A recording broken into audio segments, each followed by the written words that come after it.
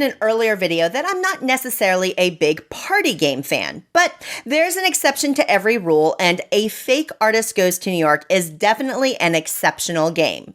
This is basically a combination of Spyfall and Pictionary, but it's better than both of those. Basically, in a game, everybody's going to know what a category is, so food or cities or animals or something like that. And then people are secretly told either what the thing you'll be drawing as a group is, or you'll be assigned as the single fake artist at the table. And then a single piece of paper is put out, and players take turns drawing a line or a mark on this piece of paper, contributing to a larger community image. The trick is you're trying to draw just enough to prove to the other players that you know what you're drawing. Because at the end of the game, if the team can correctly select who's faking it, then the team wins. But you don't want to draw in too much detail or be too specific because one, it makes it easier for the fake artist to fake it. And two, at the end of the game, even if you correctly identify the fake artist, if they can say what the thing you've all been drawing actually is, then they win the game. Fake Artist is one of those games that keeps everybody engaged at all times because you're always watching either what they're drawing, thinking or talking through what's on the paper, or eyeballing all of the other people around the table to try to figure out what they're thinking. And that kind of playing the players element to the game really makes it stand out. This isn't a game that depends on your ability to draw well at all. Add to the fact that this is produced by Oink Games out of Japan, and it comes in a really teeny tiny small box that has polished components. So it's easy to have a fun party game with you basically anywhere you go. And that is why A Fake Artist Goes to New York is my number 20 game. My pick for number 19 is a real love it or hate it game, and it is Robo Rally. Now, without a doubt, there is a big sentimental element to this because Robo Rally is actually the first hobby board game I ever played way back in the 90s. And I fell in love with the game and I fell in love with the hobby because of it. So take that into account. But all of that said, I actually really enjoy programming games in general, and Robo Rally is kind of a classic programming game where you'll have cards that will let you turn and move forward or backwards or spin around and things like that. And you lay them out in a program in front of you, and then cards are flipped over one by one, and turn order goes based on these initiative numbers that are printed on the cards. And from there, your robot just moves around on these boards that just happen to have things like lasers and conveyor belts and pits. And then the chaos ensues, right? And I love the fact that, hey, you've got this perfectly planned program, but then you get pushed onto conveyor belt by another robot and you end up somewhere you totally didn't expect to be. Or worst case scenario, you get pushed into a pit. Or best case scenario, you plan it so you get to push another robot into a pit and it works. So Robo Rally is one of those games that you can plan, but you just kind of have to go with the flow. And I really like that. I like that when you take damage, your program gets locked because I think it's an interesting gameplay challenge to have to make do with what you have. Robo Rally is fun and chaotic and frenetic, and it has overpowered enhancements you can add to your robots. And the boards are wildly different, and you can lay them out in a myriad of different patterns and shapes that really change up how the game plays out. All of that said, if you lay it out correctly in a smart way, I promise you won't end up in like a 4-hour mega marathon robot battle. Robo Rally is a really good programming game. It's fun. It's engaging. I find that you kind of create personalities for these little robots that you're pushing around, and you kind of care when they get damaged or pushed into a pit. Robo Rally is a 20-plus year favorite of mine, and that is why it is my number 19 pick of all time. At number 18, I have Targi. This is a 2-player only worker placement and set collection game, but it has a great twist that makes it something special. You're placing workers on these spots around the rim of a variable board. And you definitely get an action or benefit from what spot you put your worker on. But your ultimate goal is to create intersections if you draw lines between targets, because where they cross, that is the card that you get an additional benefit from. So maybe you'll get more resources, or maybe you'll get a card that gives you a special ability and contributes to your set collection. This intersectional worker placement element is incredibly engaging, and when I first played it, it blew my mind. But at the same time, Targi is really simple.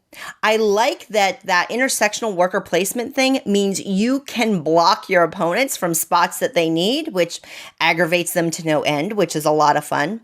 And I also like that you can't just ignore the set collection tableau building, because there's a lot of points that can be had there.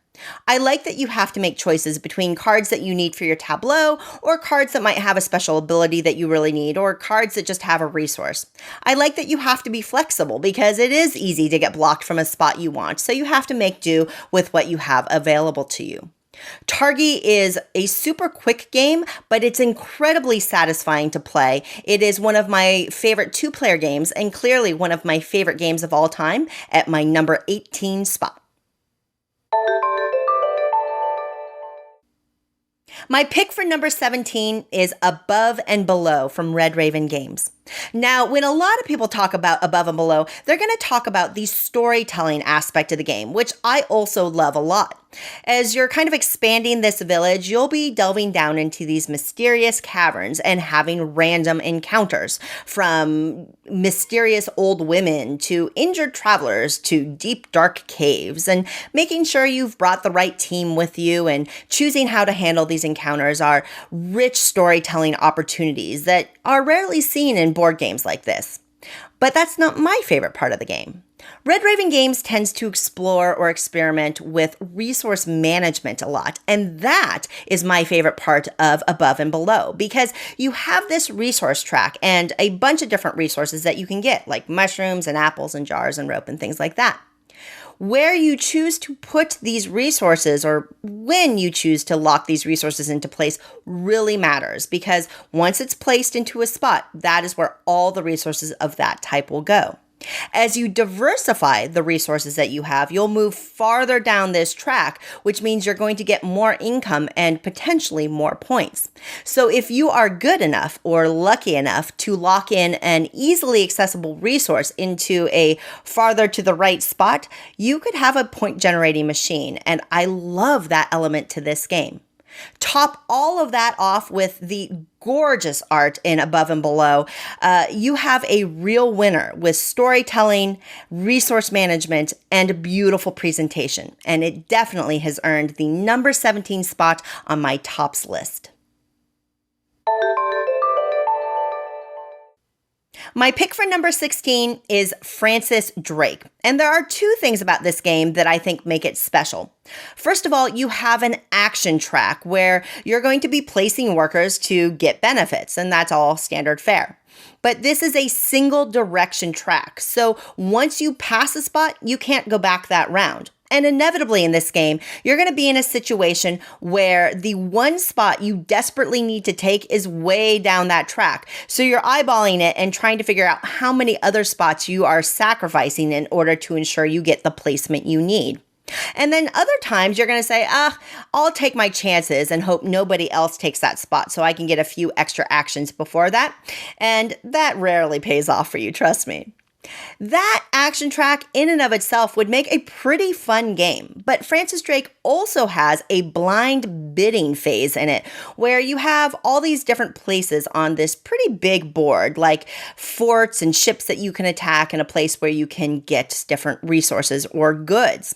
And all players have the same bidding chips in their hand, and you're going to place them face down one by one in these different spots to try to gain control of them.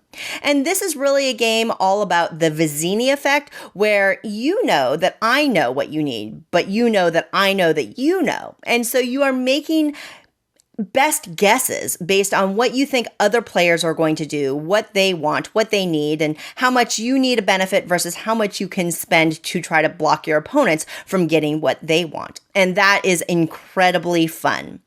Because of that action track and because of that blind bidding phase, Francis Drake is something of a unique package. It has a lot of player interaction, it is strategic, and it is engaging. And that is why it is my number 16 game. My number 15 game is San Juan.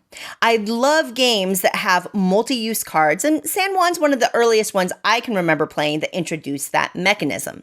Now, some people will say that San Juan pales in comparison to the more complex Race for the Galaxy, but I prefer San Juan. I like that it's simple, and I like that it's streamlined.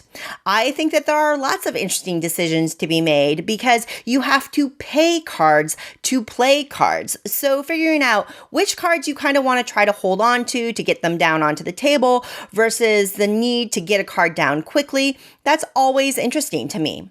Maybe you need a resource, but which card do you sacrifice to serve as that resource? That can be a tough decision. I also really like the action selection in this game because whoever chooses the action gets an extra benefit, but everybody at the table can take advantage of the action, and I think that creates a really great game flow throughout. San Juan is simple, it is streamlined, but it does have interesting decisions to make. You're trying to create clever combos on your table to make sure that you're maximizing your score, and you're trying to make smart decisions about which actions you take and when, and all of that combines to a simple, quick, engaging game, and it is my number 15. Coming in at number 14 is Small City. I'm a fan of game designer Alban Viard, who tends to self-publish out of Europe a lot, and Small City is my favorite of his games. Players are just trying to build up little villages in front of them using all these different building types that are shaped like Tetris pieces. So instantly you have that intriguing, puzzly spatial element of a game that is so much fun. But then different building types have very specific rules on what types of buildings they must be built next to or cannot be built next to or benefit from being built next to. And that adds an entirely deeper layer to this game. On top of that, there's a billion other things going on as well. Your city will naturally expand from round to round, so you have to plan ahead for that kind of growth. There's pollution that you have to manage to make sure that you're building green. You have citizens that you have to manage as you build more and more residences and take advantage of action spots that you're creating as you build up. You can send those citizens to other cities to be tourists to take advantage of their action spots as well. Then there's a whole city council board that you're dealing with, and there's a randomized action rondelle that will give you benefits as well. I mean, there is a lot going on in Small City. It does burn your brain. It is super thinky. But I love that Small City forces you to use different elements of your game playing brain. It is incredibly rewarding and satisfying to play around with this puzzly game, and that is why Small City is my number 14. Lucky number 13 is Glass Road. Uwe Rosenberg is one of my favorite game designers, and you've already seen one of his games on my list, and spoiler alert, you might be seeing at least one more higher up on my list. But Glass Road has a couple of things that make it special. First, you have that intriguing resource management dial system where all of your resources are tracked on these two dials, and the more resources you get or the less you get can impact the other resources that you have available to you. And that's always a really intriguing, puzzly element to the game. You're getting all this stuff like water and wheat and food, mostly so that you can build up this village board in front of you with different land and building types. But really, the heart of Glass Road is in the specialist cards. Each player gets a synchronous deck of specialists, and you get to choose 5 of them to put into your hand each round. And then the active player chooses one of their cards to play. And this is where the game comes to life, because if you are the only person to play that specialist, then you get both benefits on the card. But if another player has that specialist in their hand, then they can use the specialist in that moment as well. So instead of getting 2 benefits, you only get 1. And then all of a sudden, the inactive player also can take an action that they wouldn't normally be able to take. And that is such an intriguing part of this game. It's kind of going back to that Vizzini effect, where you're really playing the players, not just the mechanisms on the game. And that makes Glass Road something super special, and it makes it my number 13. My number 12 game is Deus. I haven't talked a lot about engine building as a mechanism in this list, but I actually think it's one of my favorite mechanisms because it creates the opportunity for combos, and I always love pulling those off. And Deus has plenty of combo opportunities. You're going to have a bunch of different cards that align to a few different gods in the game. When you play a card to your tableau, you get the benefit of the card, which includes putting a building of a matching type onto the board. But when you play that card, it actually triggers all the previously played cards in that column. And that's where your engine starts to kick in, and you can create some fantastic combos that way. There's a great hand management element to the game as well because cards are precious, and sometimes you're going to need to ask the gods for favors. But in order to do that, you need to be able to discard a card that matches the god, and depending on how you're dealing with your hand, that can be tough to pull off. On top of all of that, you have the board to handle. Now, there is a light area control element to the game, but really it's more important to ensure you're securing the resource types on the board that you need to really ensure your engine is running smoothly in the cards. All of these disparate pieces pull together in what I feel is a very cohesive package. Getting your engine to run smoothly in Deus is really rewarding, and that is why Deus is my number 12 game. And just missing out on the top 10, in spot number 11 is Quarto. Now, remember me talking about Robo Rally? Quarto is actually the other board game I was playing in the 90s that helped me fall in love with the hobby. Quarto is a super simple 2-player abstract game in which all you have to do is complete a row of 4 pieces that share a single characteristic. Now, all the pieces have 4 characteristics. They're either short or tall, light or dark, hollow or solid, or square or round. So a row of 4 in a row of dark pieces in any shape, or a row of all tall pieces in any color would win you the game. The trick is, in Quarto, you choose the piece that your opponent places on the board. So you're looking at this board for all the different potential opportunities to win, and then you're looking at the pool of pieces available and trying to figure out which piece you can give your opponent that won't let them win and potentially help set you up for the win by either pinning your opponent in or forcing them to give you a piece that you know will help you out. And there is a lot of game in that planning. Quarto is super quick to play. I mean, you can finish a game in 5 minutes. It's really accessible because you can teach it to a 4-year-old. Trust me, I know. And it is beautiful on the table because you have all those lovely wooden pieces. Quarto is a classic abstract game that will always be in my collection, and that is why it is my number 11 game. So there you have it, number 20 through 11 in my top board games list. Were there any surprises in there for you? Tell me what you think about my list so far in the comments down below. And stick with me because coming up next, we have my top 10 board games of all time. Thanks so much for watching.